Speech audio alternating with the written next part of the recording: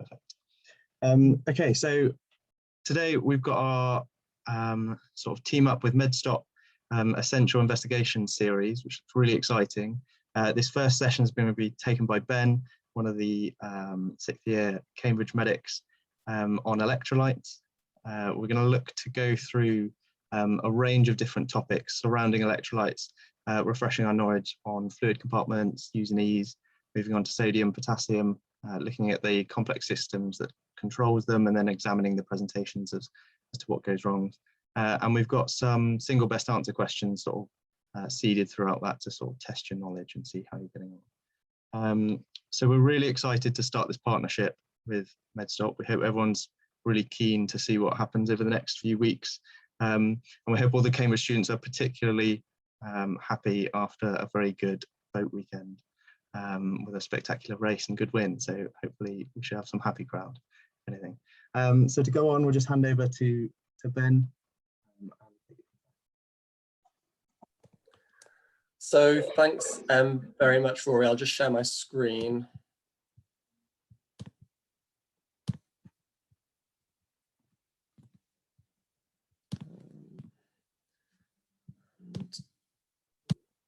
We can see you.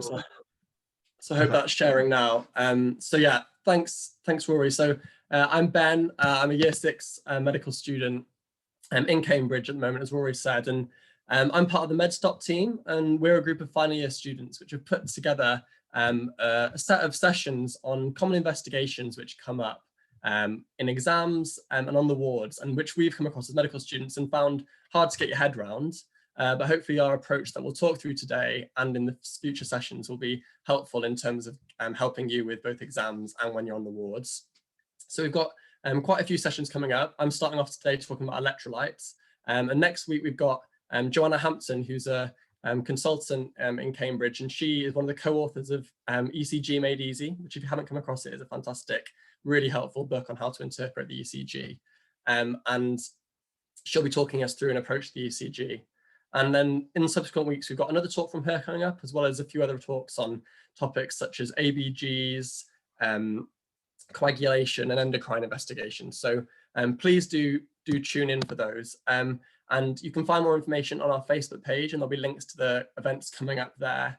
The other thing which we've done today, which you may, which you may or may not have seen, is we released a case beforehand, which is covering some of the key topics in electrolytes. Sort of an exam format, but also just something to work through. If you haven't seen that already, no worries, you can find it on the Facebook page, and it'll be open for another 24 hours to work through. And we'll send you some kind of model answers for that case, where if you fill in the feedback at the end. So any feedback's really appreciated, and the results will be sent out after that. Great, so fantastic. I'm going to be talking about electrolytes today. Electrolytes is a topic which is really common, comes up all the time on the wards and exams, and it's also really serious. People die from electrolyte abnormalities, and so it is absolute classic exam content because it's serious and it's common. The other thing I just should have said before as well in terms of the chat is, if you've got any questions, do please post them in the chat, but we'll probably save most of the questions to the end, but post them in the chat as we go along, and we'll try to answer any on the chat during the session. We'll start off by going through a bit of an overview of electrolytes generally, then move on to sodium and potassium specifically. And you might notice we are not going to talk about calcium today. That's partly just because there's only so much you can cover in one session. But also just because we're going to cover calcium in one of our later series lectures on endocrine, looking at parathyroid hormone and phosphate calcium imbalance. So keep an eye out for that. It will be coming up in a few weeks. So electrolytes. When we're looking at electrolytes, the investigation we're all going to kind of be drawn to is U's and E's. And as I said, I'm no renal consultant at all, but I am. We're medical students who have gone through quite a lot of exams and been on the wards now. So all we're going to really be doing is sharing what our approach is, which we've found helpful for understanding investigations. So U's and E's, sodium and potassium, pretty self-explanatory. We're going to be talking a lot more in detail about those. Very briefly, urea. So urea is a breakdown product from amino acid metabolism in the liver, and it can be it's excreted in the kidneys, and so if you have poor renal function, your urea can go up. And so it's used as a marker of renal impairment. But other things can also raise your urea. So if you're in a catabolic state and metabolizing lots of protein, your urea can go up. And also if you're dehydrated, your urea can go up somewhat. So it's a rather non-specific marker of renal impairment, but something that's still very useful. Creatinine is completely filtered by the kidney and is a more accurate measure of renal function. And so when there's reduced filtration by the glomerulus and the kidney is impaired, your creatinine can go up. And eGFR, which we see there, is a function of the creatinine, age, gender, sometimes ethnicity. And so that when that is reduced, that's a marker that creatinine is likely up and your renal function is reduced. We won't talk much more now about renal function, but I just wanted to give that overview since this is the context in which we'll generally see electrolyte abnormalities when you've got these U's and E's in front of you. So as was mentioned earlier, when we're thinking about electrolytes, one of the key things to consider is the fluid compartments in the body. And here you have the three different main fluid compartments, the largest, which is the intracellular fluid, the interstitial fluid, which bathes all the different cells, and then the fluid in the plasma. Now, for the sake of potassium and sodium, which we're going to be talking about today, there's free movement, more or less, between the interstitial fluid and the plasma. And so we can largely think about the fluid compartments of the body in two groups. There's the intracellular fluid and the extracellular fluid. Now, there's quite important differences in the makeup of these fluid compartments. So intracellularly, potassium is the dominant ion. Very much so. You can see the kind of ratio there is huge. And then sodium is the dominant ion in the extracellular fluid. And obviously here you've got a gradient, and so there can't just be kind of simple diffusion between these. And that's where the sodium potassium ATPase into ATPase comes in, which maintains the gradient of sodium potassium between these two spaces. Now, this can all seem a bit abstract, but as we're going to go on and talk about, as I'm sure lots of you know, this the effects on this and the differences between these fluid spaces is what causes some of the symptoms of electrolyte abnormalities that we're going to go on to talk about. So first, sodium. And sodium abnormalities is something which I'm sure many of you will have seen on the wards. It's really common. Like up to 10% or so of inpatients can have sodium abnormalities. The key thing, the first thing that people say, and I think is important to remember, is that water follows sodium. So as we're going to go on to see, you can think about sodium a lot in terms of the volume of water in the body as well, and we'll see how they're linked. And sodium is primarily moderated by ADH and the renin-angiotensin-aldosterone system. And a very brief overview of those now. So ADH is released by the posterior pituitary in response to high serum osmolality, so concentrated serum with lots of solutes, or hyperperfusion. And the release of ADH acts on the kidneys to increase the amount of aquaporin II channels in the collecting duct. And this allows water to pass out of the collecting duct and into the extracellular fluid space.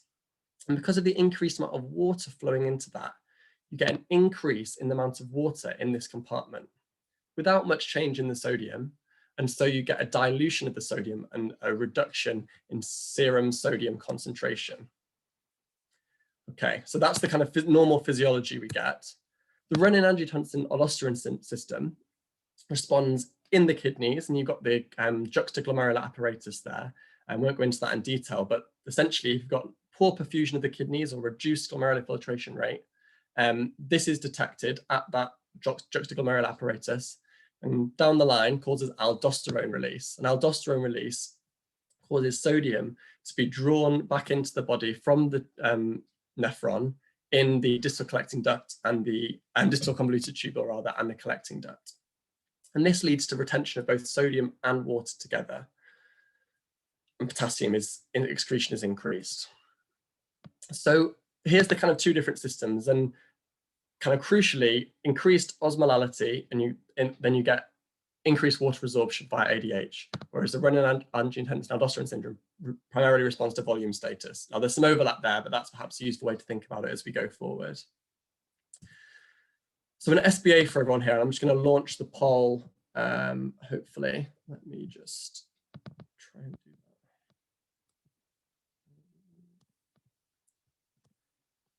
Okay, so I'll give us all 30 seconds or so to vote in that.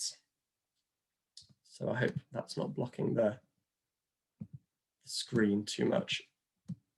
Is that blocking this? Is that causing an issue for people?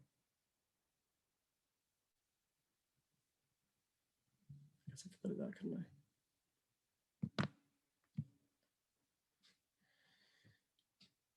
Okay, just 5 more seconds to get your votes in. Almost people are starting to vote now.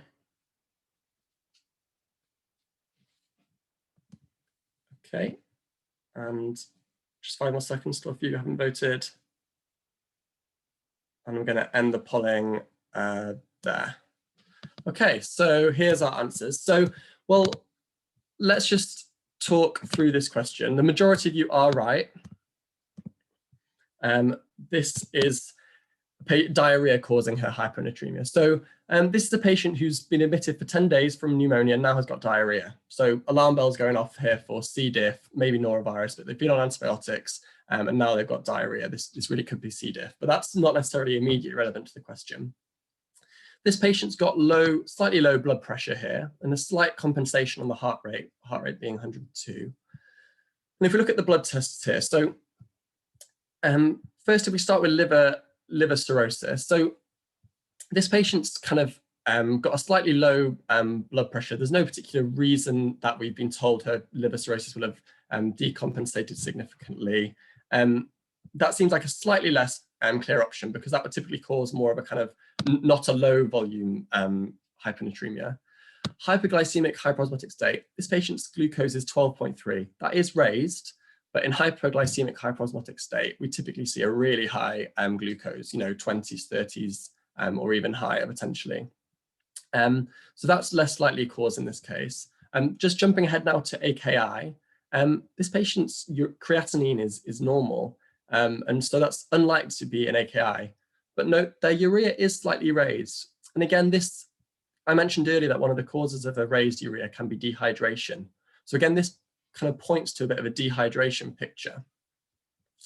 And so we're left here with syndrome inappropriate ADH or diarrhea. And actually, syndrome inappropriate ADH is quite a lot rarer than diarrhea causing a hyponatremia. So we're already thinking that.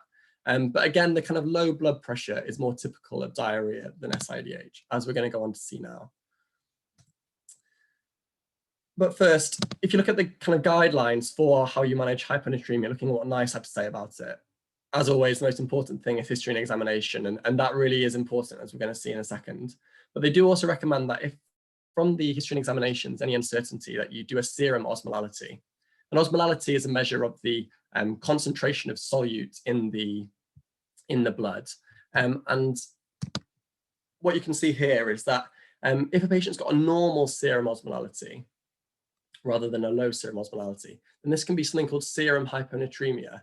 And this can be kind of an abnormality you see because a patient's got raised protein or lipids, causing a change in the fluid distribution or the way the fluid is measured on the test, rather than a kind of a true hyponatremia where there's actually low sodium overall throughout the extracellular fluid space or the plasma. And if someone's got a hypertonic hyponatremia, so the serum osmolality is high, then this can be to do with due to hyperglycemia causing an abnormal result, or due to hypertonic fluids on mannitol, which again increase the osmolality without actually necessarily, not necessarily giving you a true hyponatremia, although it can as well, if you've got hypertonic fluids, give you that if the hypertonic fluids don't contain lots of sodium. Again, clinically, this is not used very often because the history and examination and other investigations are more important. But given that's in the guidelines, and this is all about investigations, I wanted to just mention that in case you see it. More commonly done is or more useful potentially diagnostically is the urine osmolality and sodium, which we'll come on to in a second. So one of the key messages for hyponatremia is to think about the patient's volume status when you're trying to diagnose the cause of it. And when we're thinking about volume status, we're thinking about blood pressure, capillary refill time. Have they got any edema, peripheral pulmonary edema?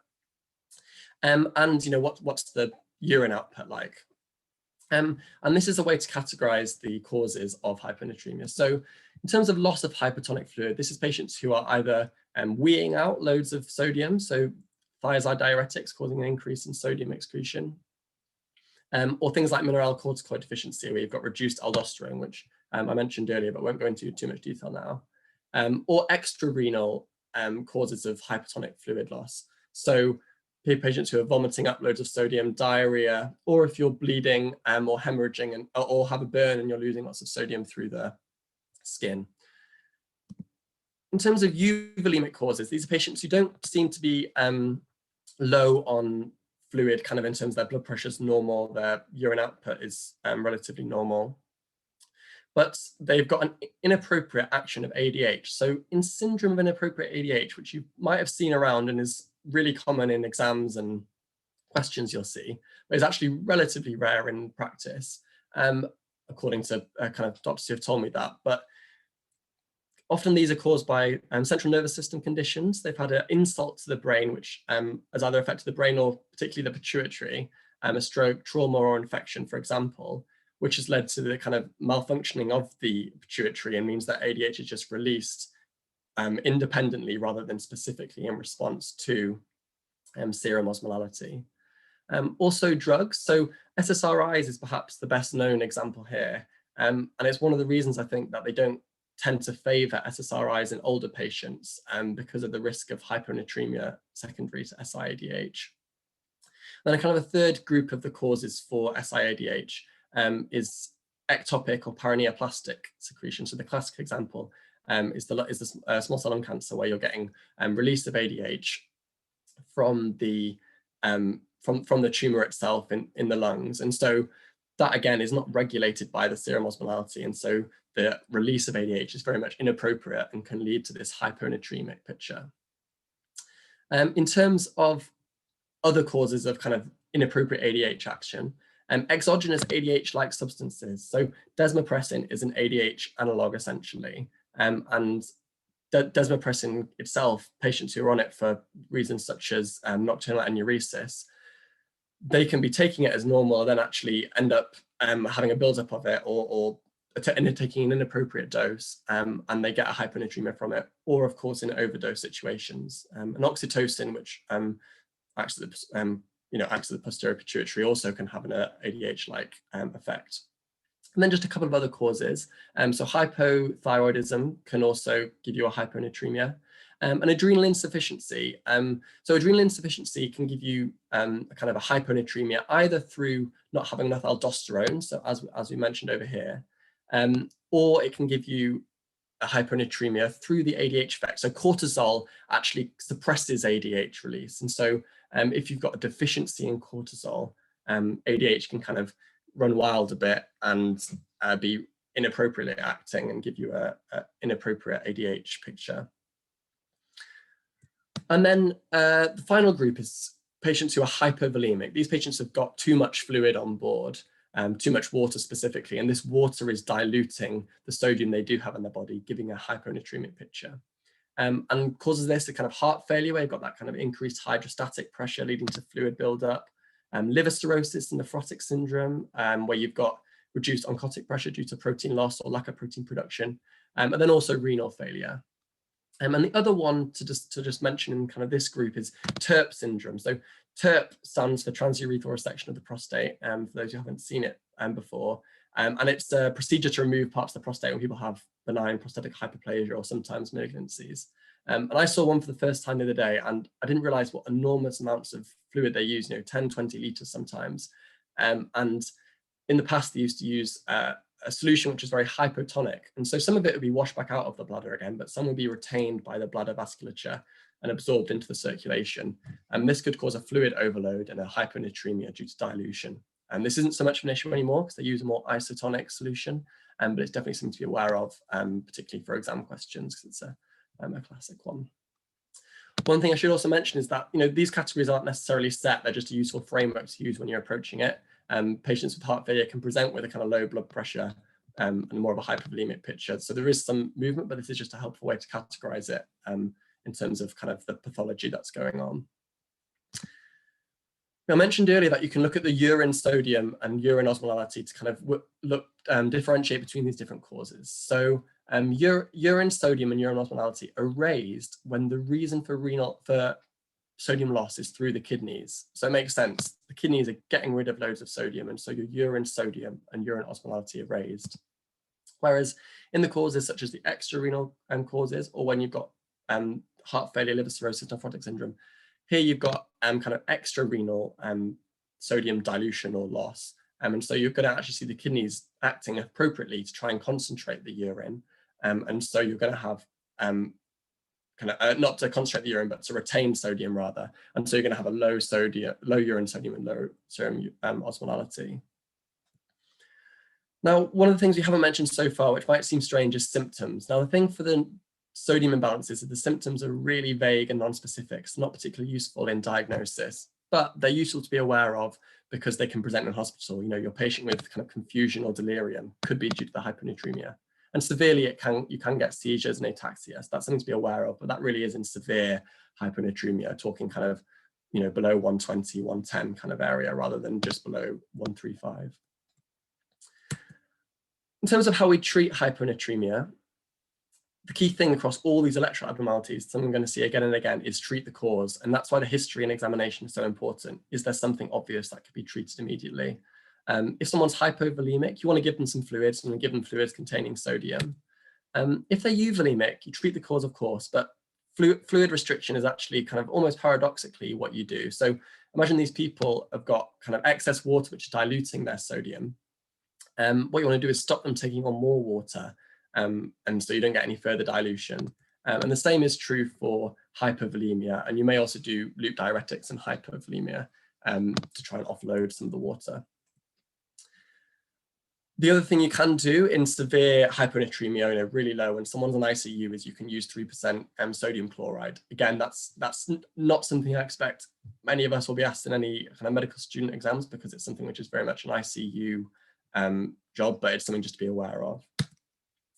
The other thing that's really important in sodium imbalances is go slow. And the reason for that in hyponatremia is that too rapid correction with sodium can lead to osmotic demyelination syndrome. Now, you might have seen this written as central pontine myelinolysis, but apparently, you know, we shouldn't really use that term anymore, because the demyelination can happen anywhere throughout the central nervous system, though the pons is the most common site.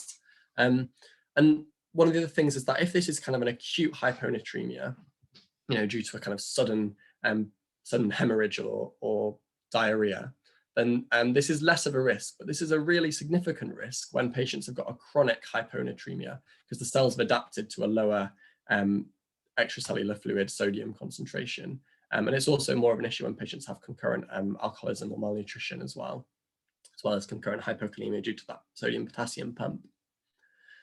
The clinical features depend on where you have the demyelination. And here in this MRI, we can see, so this is a T1 MRI, which means that the fat is white and the water is darker. And here we can see in the middle, we have the pons. Now, in the pons, you should have loads of nice, lots of myelin going through there, which would make it nice and white. What you can see is that actually we've got a large area of dark kind of in this, what can be described as like a bat wing shape in the middle of the pons. And so what's happened here is we have got pontine demyelination.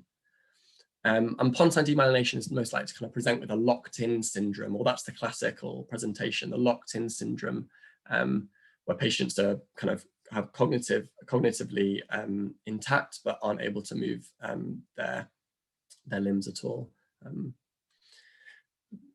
Diagnostic investigation here is MRI, and the management, unfortunately, is largely supportive. There's not a great deal that can be done to reverse this, which is why the kind of slow and steady correction is so important.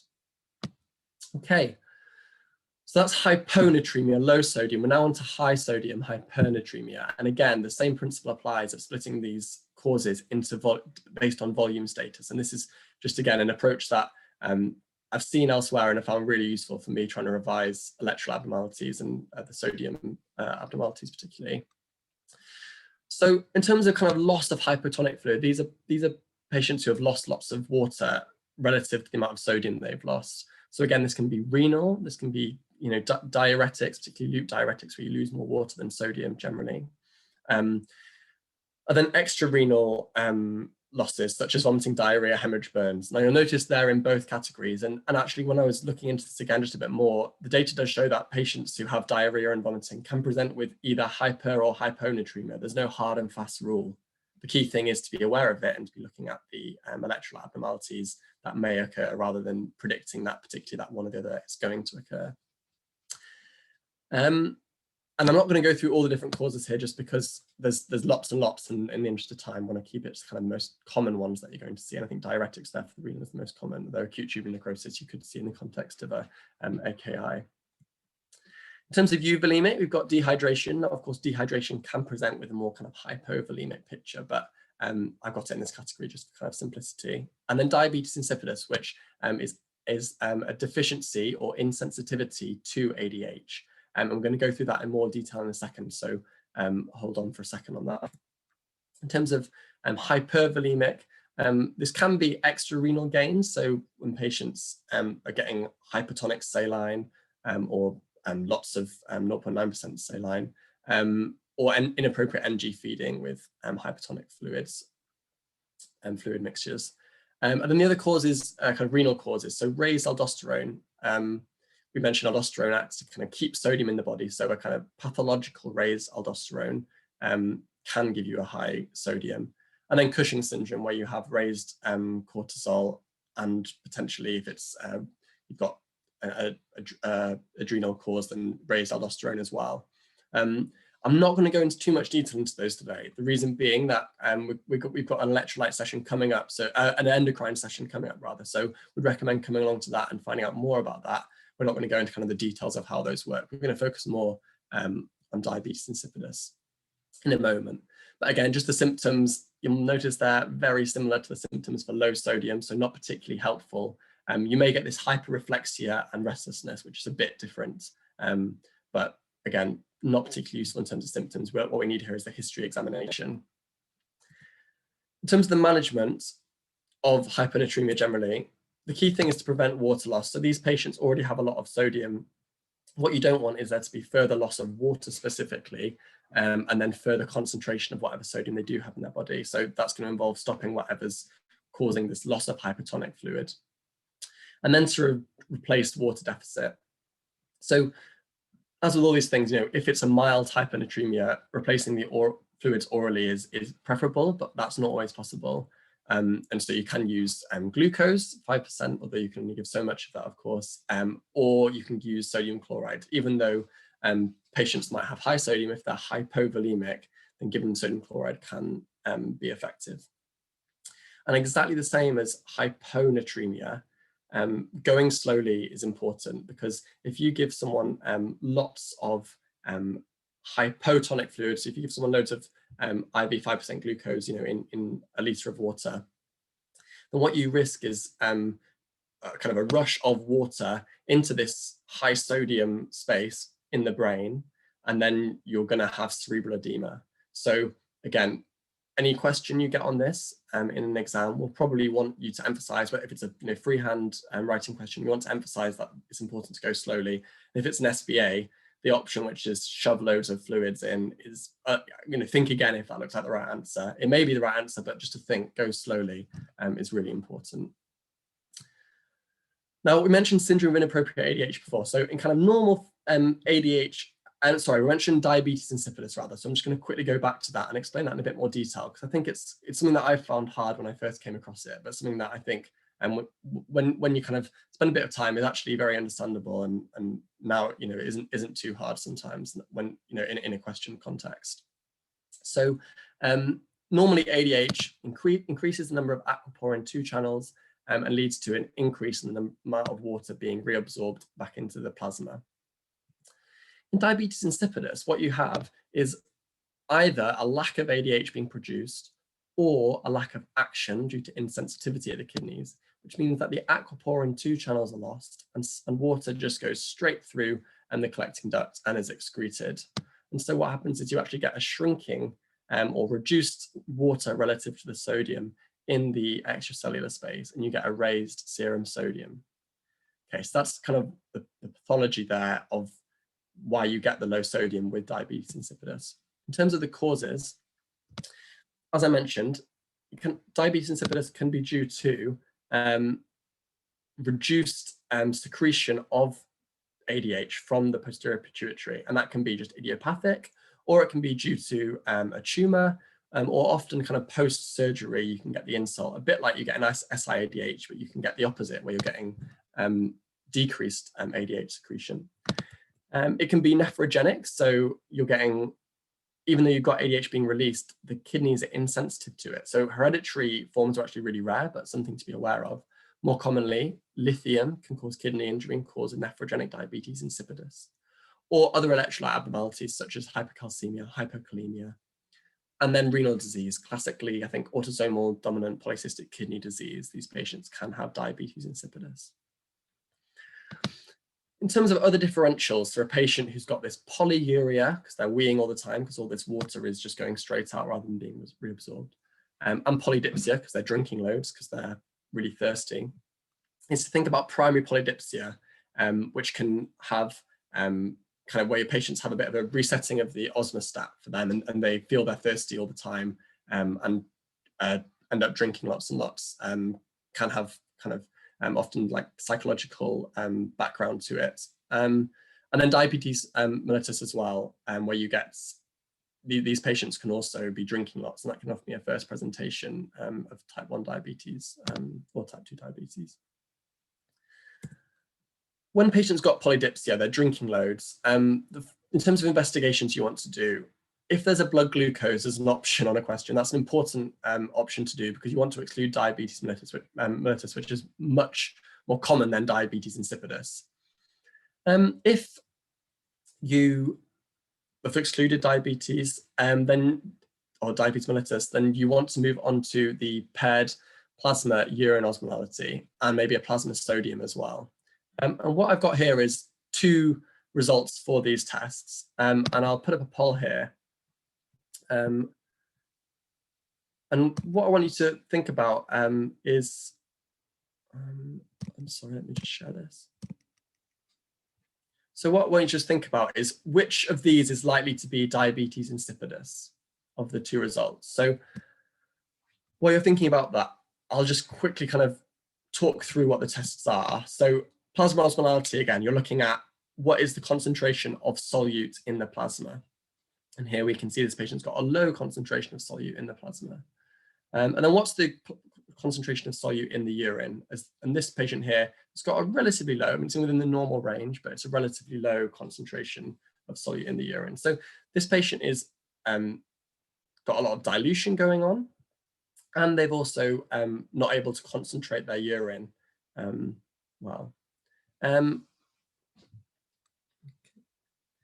then the plasma sodium as well, you can see here.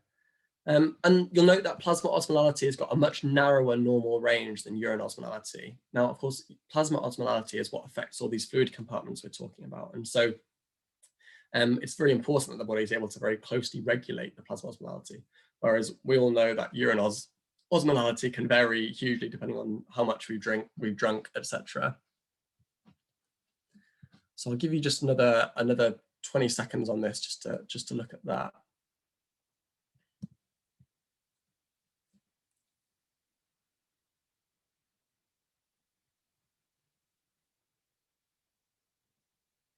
Okay, so just 5 more seconds. It's 50-50. You can always just have a pop. That's the beauty of these questions. Okay. So fairly split, about 1/3 to 2/3. So the answer is, as the majority have said, B.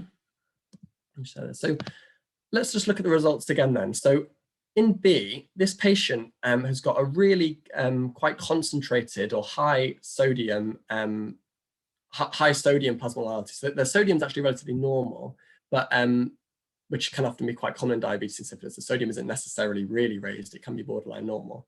What they do have is this raised or high normal plasma osmolality, which again can be high normal, but it's, compared to this one, it's very different clearly.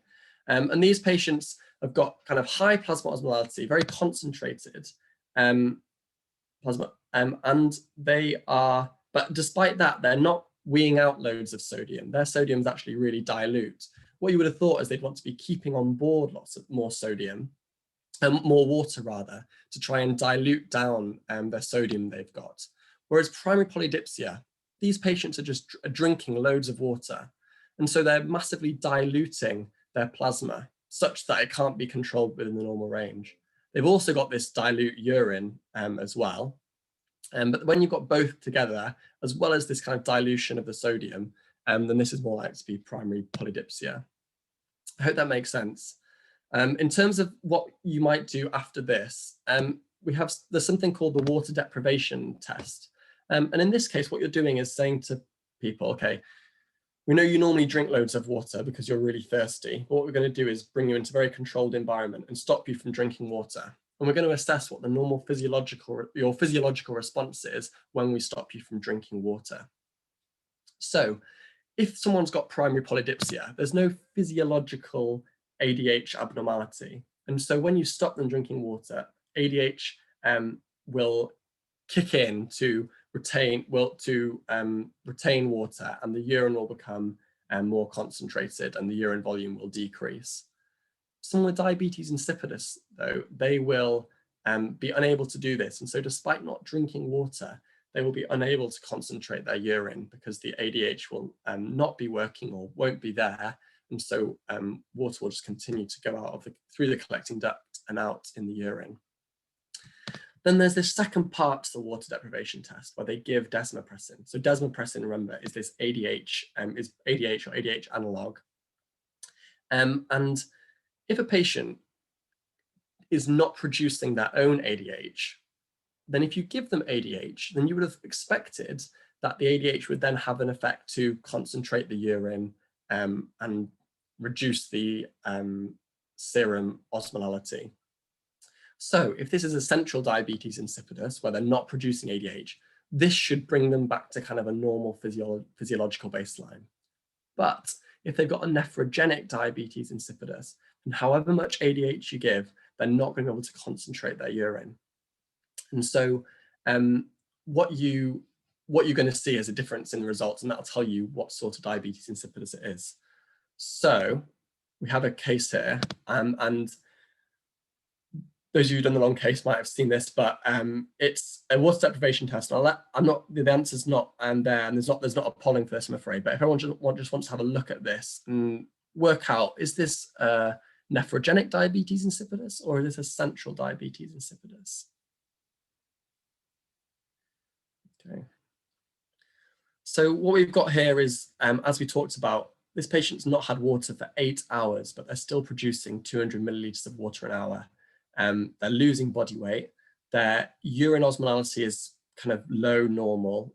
They're not concentrating their urine despite not drinking for 8 hours, which I think any of us can attest is not a normal physiological response. And their serum osmolality is going up and up. It's becoming more and more concentrated rather than staying within that normal range. And then we give desmopressin. So we give ADH, which should do its job of concentrating the urine down, reducing the amount of urine. But here we see the trend continues. There's no significant reduction in urine volume or urine osmolality. And so what this is a nephrogenic diabetes insipidus. This patient, however much ADH you give them, their kidneys are not really responding to the ADH. Well, it may be that if you gave a really large amount of ADH, there might be some response there, but largely there's not the response you'd expect. And so this test, I mean, it's quite a specialist test. Patients have to come into a kind of well-supervised unit because you're dehydrating them. And so this is kind of a tertiary endocrinology type referral rather than something which is ever done in the community. But it's something which helps you to understand what's going on in diabetes insipidus, and I hope is helpful to have talked about. So that's hyponatremia. I think we've done a lot on sodium there. So we'll move on from sodium now, and I've got another SVA for you, and I'm going to launch the poll here. So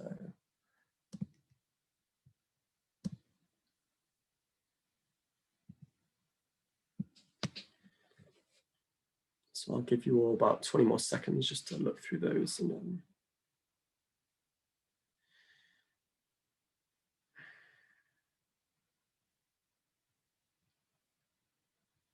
So I'm sure you know, but polling is absolutely anonymous. So there's nothing to be lost by just having a pop and trying to answer.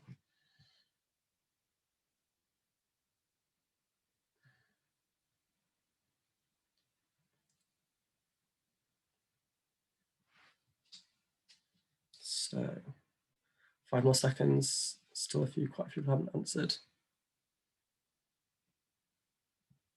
Okay, so I'm going to share the results for this. So most popular answer here is calcium gluconate. So let's have a look here at the question. So this is a patient who's got weakness and muscle cramps over 2 to 3 days. Past medical history is not particularly exciting. We've all seen patients with these comorbidities. There's nothing here which is really pointing us in a specific direction.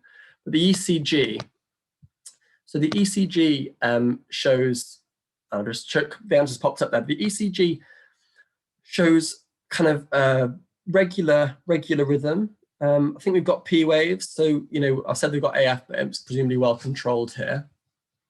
And what we can see is we've kind of got the QRS complex here, but there's no kind of tented T wave. So this doesn't look like hyperkalemia, not like raised potassium, for which the treatment would be calcium gluconate, which is what I imagine a lot of you are thinking. Here we've got a picture where the kind of ST segment looks a bit strange. You know, usually you kind of have the QRS and it would be relatively flat, and then you get your little P wave and then your QRS. But here we've got a kind of almost a depression here, or a depression seen more clearly maybe up here. And then another kind of rising wave, which doesn't look like a T wave.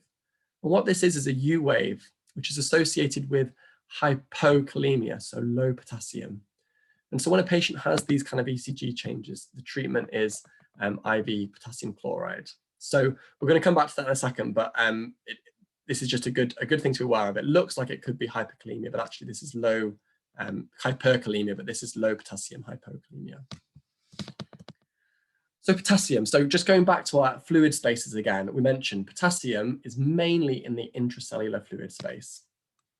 And the reason this is important to kind of be aware of is that potassium is the key factor in maintaining that membrane resting potential, which I don't want to bring anyone back to kind of the physiology you might have done in preclinical years too much, but obviously that's you know, of significance, but the particular significance in nerve cells and muscle cells. So if we're thinking about the myocardium, thinking about what the resting membrane potential is actually really important for thinking about arrhythmias.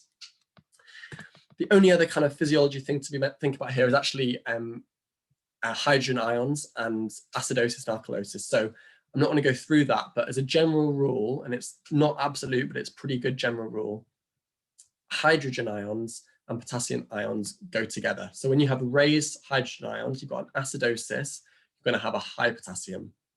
Whereas when you've got low hydrogen ions, you've got an alkalosis, you're going to have low potassium. So if you're ever in a pickle in a question, you're thinking, oh, I just can't work out what's going on here. This is just a good general rule to have in the back of your mind to think about how to approach acid balances, acid-base balance, and potassium.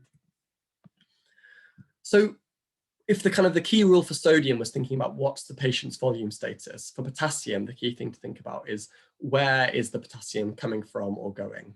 And so what you want to think about is what's coming in, what's going out, and is there movement between the intracellular and extracellular fluid space? So hypokalemia, this is patients who are either losing loads of potassium, they're not getting enough potassium coming in, or there's a movement from the extracellular space where it's measured in the blood to the intracellular space where we don't measure it on the blood tests, even though the total body stores might not have changed. In terms of raised output of sodium, again, this can be potassium. This can be split into renal and extrarenal causes. So thiazide and loop diuretics can cause hypokalemia. As well as hyperaldosteronism. So remember, aldosterone causes sodium to go in and potassium to go out. So if you have a really high aldosterone, what can happen is you're getting rid of lots of potassium and not keeping enough in, and so you can get a low potassium. Renal tubular acidosis, note that's just the exception to the acid high potassium rule. That's the only only key exception, or main key exception at least, to be aware of. And low magnesium can also give you a low potassium. And then extrarenal causes, it's your classic ones again, diarrhea and vomiting, and then laxative use, which obviously can give you loose stools and cause you to kind of get rid of lots of potassium. I don't believe that kind of looking at potassium in the urine that is something which is done particularly often, but maybe is done, but it's not something you see that widely. In terms of intake, this can be inappropriate IV fluids. You know, this is your patient who's been on the ward for a few days and all they're getting is sodium chloride, not any potassium chloride with that water or sodium chloride. And so they become low on potassium. Poor diet and anorexia as well, you can get a low potassium. And then in terms of extracellular to intracellular fluid, alkalosis. So, you know, because of the effect on that sodium hydrogen antiporter from the concentration of hydrogen ions, if you've got low hydrogen ions, then you've got an alkalosis, and that can cause the movement of potassium into the intracellular fluid space and low potassium in the blood.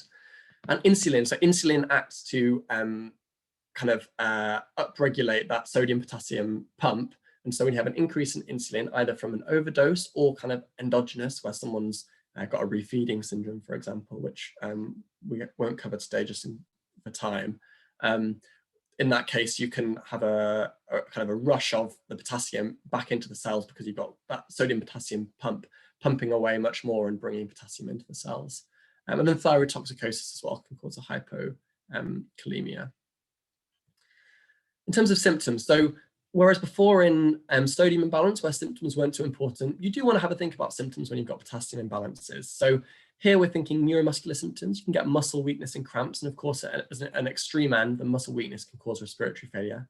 You can get gastrointestinal effects. So again, resting membrane potential. You've got the kind of muscle in the gut and in the stomach, and changes in the potassium there can change the contractility of the bowel. And then cardiovascular. So we saw that ECG before, and this is just kind of a schematic ECG to show what the changes you expect to see are. So you see large P waves. You can have an increase in the PR interval. So that's not particularly shown here.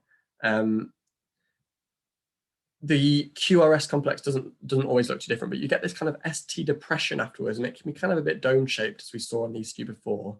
Then you get these U waves. So you can see that these don't really look like the T waves you'd expect, which is kind of narrower, a bit more kind of knobbly. These are kind of broad, sweeping waves, which come and can sometimes merge into the P wave almost.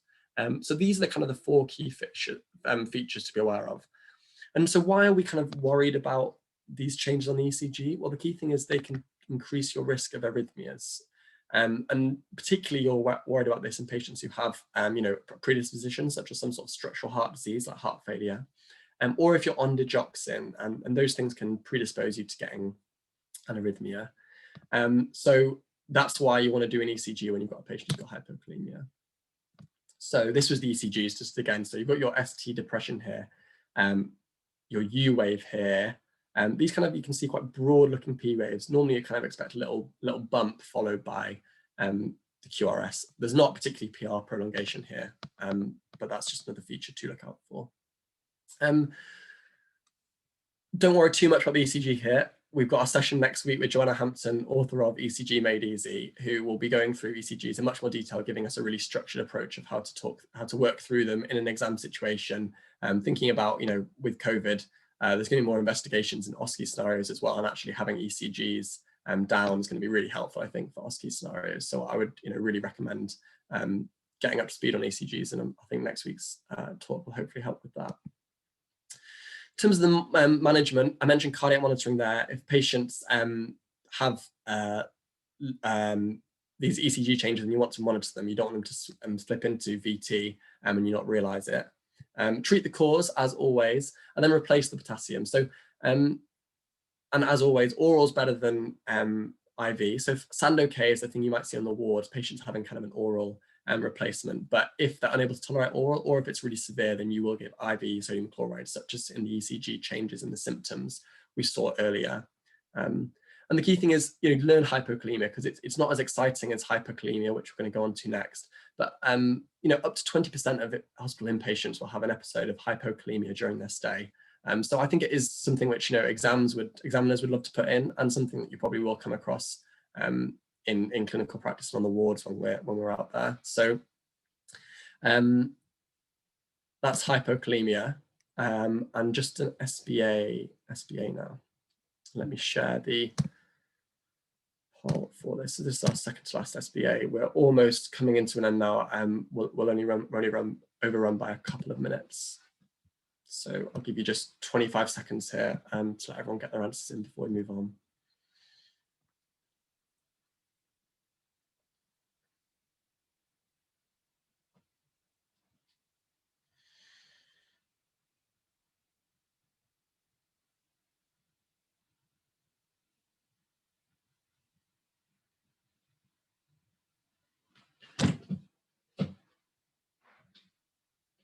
Okay, so just 5 more seconds for people to get their last answers in. Okay, and I'm going to end the polling there and share the results with people. So a good spread on the results here. I think I hope everyone can see those. So this is a patient, type 1 diabetes, abdo pain and vomiting. ABG shows metabolic acidosis. So this is DKA, I think, and tachypnea. This is DKA, I think, as I think probably it sounds like a lot of you got from our answers here. The key thing though is look at this ECG and see what's going on. And we talked about calcium chloride before, calcium gluconate, but here patients have got this patient has got big, tall, tented T waves, and so whatever this patient has got going on, the biggest risk here is their raised potassium, which is causing these tall tented T waves, and kind of a bizarre QRS complex here. We've got a P wave there, QRS is just looking a bit odd, and then you've got these big T waves. So this is kind of quite severe hyperkalemia, and the priority here is to give them calcium chloride, and we'll come on to that a bit more in a second. So again, hyperkalemia, we're thinking about where's the potassium coming from, where's it going? They've got renal failure, and so they've got reduced potassium output. It could be that they've got kind of low aldosterone, so instead of potassium being put out into the nephron by in the distal convoluted tubule, we've got potassium being brought into the body more than it should, and also spironolactone does that kind of iatrogenically. Inappropriate IV fluids, giving someone too much potassium, increased intake, or an upper GI bleed. And then in terms of, here we have this acidosis, where acidosis causes a shift of the potassium from the intracellular space to the extracellular space. And this can then destabilize the cardiac membrane, leading to these ECG changes we see and risk of cardiac arrhythmias. Insulin deficiency. So insulin, as we said, acts on the potassium sodium pump. If you've got a deficiency of insulin, then actually you're not going to get so much potassium being pumped into the cell, and so there'll be more in the extracellular fluid space, meaning you get a raised potassium. And then cells, so all these cells which have loads of potassium in them, if you have anything which bursts loads of them, such as in rhabdomyolysis, tumor lysis syndrome, hemolysis, then you're going to get like this really high potassium just because the cells are releasing all their contents. The other situation to be aware of in terms of kind of hemolysis is if you've done a blood test and the sample becomes hemolyzed, and that means the cells have all released, have kind of burst, and they'll have released their intracellular contents. And so if you get a high potassium result, one of the key things to do is to check, is this a true hyperkalemia, or is that sample just hemolyzed? In terms of symptoms, again, you can get these muscle weaknesses, you can get reduced deep tendon reflexes, the classic generalized nausea, vomiting, diarrhea, and cardiac arrhythmias. So we mentioned them briefly there, but you can get small P waves, an increased PR interval, which is similar to hypokalemia, but that's the only thing which is shared.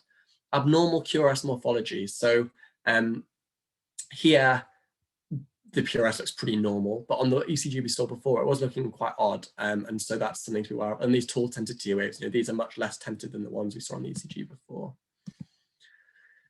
how we manage and investigate hyperkalemia. So if a patient has got severe hyperkalemia, the key thing is their heart, and you need to do an ECG and put them on cardiac monitoring. And then you also want to look for the cause and repeat, check their potassium on the ABG. Here on the right-hand side, I've got kind of different levels of hyperkalemia we're talking about. And if a patient has a mild hyperkalemia, the most sensible thing actually, you don't necessarily at that point need to rush in there and make sure their cardiac membrane is stabilized. You actually want to repeat the U's and E's and check, is this a true hyperkalemia, or have they had a hemolyzed sample, for example? If it's moderate, you probably want to be more worried. You might do a same day repeat U's and E's, or if they have any symptoms, then admit to hospital. And severe, more than 6.5, you want to be admitting that patient if you're in a primary care setting for further management in hospital, getting an ECG and ABG. And then the management, as we saw in the question before, calcium gluconate or chloride are the kind of two of the options. There's also calcium resonium, but that's a more longer term option. And the key thing with this is the action is to stabilize the cardiac membrane. It's not to bring down the potassium. The potassium is brought down by giving insulin, which, as we said before, brings down potassium, and then also nebulized salbutamol, which can bring down potassium, driving the potassium from the blood and extracellular fluid stays back into the cells. Now, renal replacement therapy, so hemodialysis or hemofiltration if you're in ICU, one of the key indications for this is if someone has refractory hyperkalemia. So someone's sodium and potassium just will not come down despite giving them insulin and salbutamol. And in that case, you really want to kind of be replacing, filtering the blood in hemodialysis or hemofiltration. Okay, our final SBA before the final slide, just to wrap up. So we're almost there, guys. So read of that, and here is the options. So again, I won't give you too long because I don't want to keep you any longer than 5 past for sure.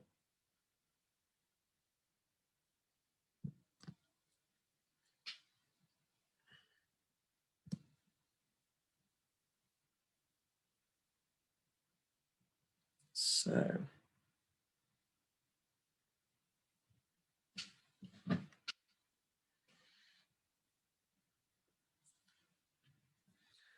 okay, so I'm just going to give 5 more seconds for this. Okay, I'm going to share the results here. So, so a good range again. So, if people want to debate this and discuss this, we can do that at the end. But this is a patient who's got kind of a pretty resistant hypertension. They're pretty young, well, 54, I guess, not too young, but they're on 5 antihypertensives there, including multiple diuretics, and their blood pressure is still 199/124. And they've got this reduced tendon reflexes bilaterally and in the upper limb. So this is kind of a systemic reduced tendon reflexes. So what we've got here is, so what this question was getting at is Conn syndrome. So this is where you have independent release of aldosterone. And the answer in terms of the most diagnostic investigation is an MRI adrenal. So aldosterone is kind of the first investigation you do once you'd established the electrolyte imbalances on a U's and E's. But once you've done the aldosterone and shown there was raised aldosterone, to check that the source of the aldosterone was the adrenal glands in Conn syndrome, an MRI adrenal is the most diagnostic investigation. Now we can discuss that afterwards. It's not an easy question at all, and if people disagree, we can discuss that after. Okay, I'm going to say that now. Okay. Again, so just to go through, so lumbar puncture, if you had Guillain-Barré, you might think about doing lumbar puncture, but that's not going to be relevant here. A CT head is going to show you if there's any intracranial abnormality, but here this is talking about more maybe a raised aldosterone specifically. So you want to be looking more at the adrenals, unless there was a kind of a secondary raised aldosterone. Electromyography isn't going to be particularly useful here in terms of working out what's going on with the blood pressure, though you might be interested in terms of the reflexes to look at what's going on there. Aldosterone, as I said, is down as kind of the first line investigation, but to diagnose, you'd want to do an MRI adrenal. And that's the end. So thanks for that, guys. I just need to I'm going to come out of screen sharing in a second, but we talked about these electrolyte abnormalities today. Still to come, we've got all these talks I've got here below, including the ECG MADs, which I mentioned. So please do come along to that and find out more ECGs. I'm just going to stop screen sharing for a second, and see if there's any other questions. I'm just going to share the feedback link, which will have the link to the answers on it.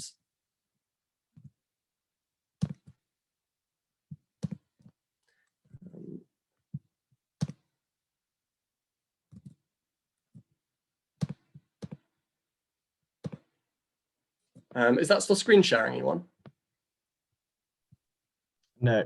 No, just checking. Thank you.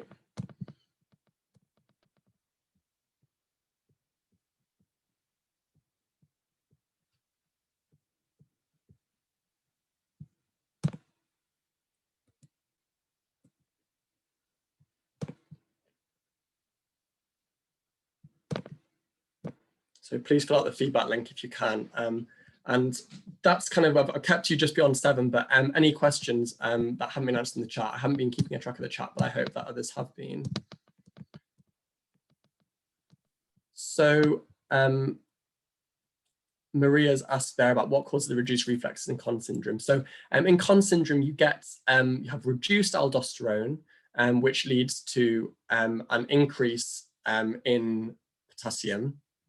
An increase in potassium, as we talked about, kind of destabilizes the resting membrane potential. And so you actually get reduced contractility of the muscles. And so the tendon reflexes are reduced. There might be a fuller answer to give there, but I hope that makes sense.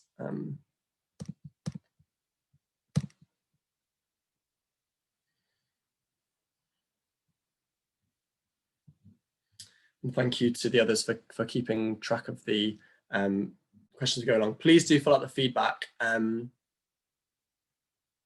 Please do fill out the feedback again with the answers, and we really appreciate feedback. So thank you so much to everyone for coming. We really appreciate you coming along and joining our talk. I hope it was helpful. As I said, please fill out the feedback and let us know if there's anything we can do to improve these, make them more useful for you and your kind of exam format. What would be more useful for you kind of going forward? So yeah, thank you so much, everybody. And yeah, on the case as well, if you've got any feedback on the case in terms of was it too hard, too easy, any in particular cases you want to cover in the future, please let us know. And also feel free to drop us a line on Facebook, because you can we'll be responding to that and can provide further information or help at anything we've covered today, or if you have any other questions about the case. So thank you very much.